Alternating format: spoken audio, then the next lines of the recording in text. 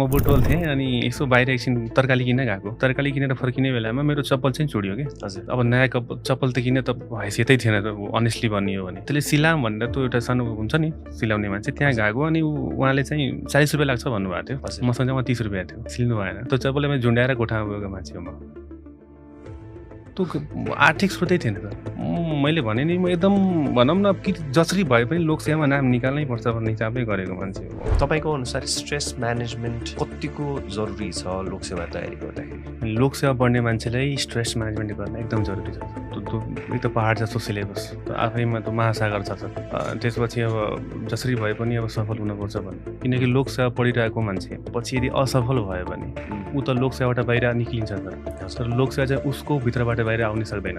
बुवा जब बिरामी हुनुभयो त्यति बेला चाहिँ तपाईँले कसरी आफूलाई यो स्ट्रेस चाहिँ तपाईँले कसरी म्यानेज गर्नु? त्यो बेला सहिलो थिएन त। मैले बुवालाई लिएर आइसियुमा बसेको थिएँ। पुरै परिवार तनावमा थियो। गाह्रो थियो त्यो सिचुएसन। मैले आमाको मेरो यहाँसम्म यात्रा मेरो आमाको ठुलो भूमिका छ। एकदम बहुत ठुलो भूमिका। म त के भन्छु भन्दा मेरो अर्को जन्म पनि त्यही आमाको कोखबाट होस्। त्यो लोकसेवाको इन्सपिरेसन चाहिँ कहाँबाट आयो तपाईँ? मेरो आफ्नै अङ्कल पनि टिचर हुनुहुन्छ, प्राइभेट टिचर थाइमा हुनुहुन्छ। उहाँले भनिराख्नुहुन्थ्यो यसो लोकसेवाको पनि ट्राई गर्दै गर तिमीले, अलिक ट्यालेन्टेड छ। म अलिक पढाइमा ठिकै थिएछ र सानैदेखि आफैलाई सेल्फ डाउट गर्दै हुनुहुन्छ होइन? उहाँलाई चाहिँ तपाईँले के मेसेज दिन चाहनुहुन्छ? अनि यो डाउट त मलाई पनि पहिला थियो होइन। जम्मै गुल्मी र साइजाका मान्छे नाम निकाल्छ हाम्रो नाम त कहाँ निक्लिन्छ भन्ने थियो। इभन त्यो मलाई सरहरूले तिमी जाऊ न तयारी गर न भन्दै गर्दाखेरि कहाँ अब नाम निक्लिन्छ र त्यस्तो टफ कम्पिटिसन हुन्छ। फर्म भन्ने त त्यत्रो लाखौँको सङ्ख्यामा हुन्छन् मान्छेहरू होइन। इभन अफिसरमै हेरौँ न 27-28 मान्छेले फर्म भर्छन् र सिट हुन्छ जम्मा 200 को हाराहारी। कसरी तयारी गर्नुभयो त्यसको बारेमा ब्रिफली डिस्कस गरौँ।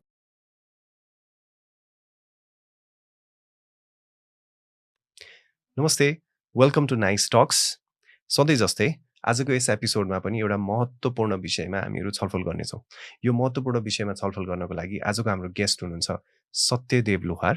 उहाँ नवलपरासी पश्चिमको प्रतापपुर गाउँपालिकाबाट आउनुहुन्छ र आजको यस एपिसोडमा चाहिँ हामीहरूले उहाँको जर्नी, उहाँको लोकसेवा तयारी गर्दाखेरि उहाँले फेस गर्नुभएको च्यालेन्जेसहरू त्यसलाई कसरी ओभरकम गर्नुभयो त्यसको बारेमा डिस्कस गर्नेछौँ। तर खास गरी आजको यो एपिसोडमा हामीले फोकस गर्ने भनेको चाहिँ उहाँ जुन कम्युनिटीबाट बिलङ गर्नुहुन्छ, जुन गाउँपालिकाबाट आउनुहुन्छ, त्यो गाउँपालिकाको उहाँ दोस्रो, आई रिपिट, उहाँ चाहिँ दोस्रो व्यक्ति हुनुहुन्छ जसले चाहिँ लोकसेवा क्र्याक गर्नुभएको छ।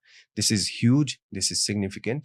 यो कसरी उहाँले प्राप्त गर्न सफल गर्नुभयो, उहाँले कस्तो कस्तो कठिनाइहरूलाई चाहिँ ओभरकम गर्नुभयो, त्यो हामी सबैको जीवनमा कुनै न कुनै खालको कठिनाइ हुनसक्छ। त्यो उहाँको जीवन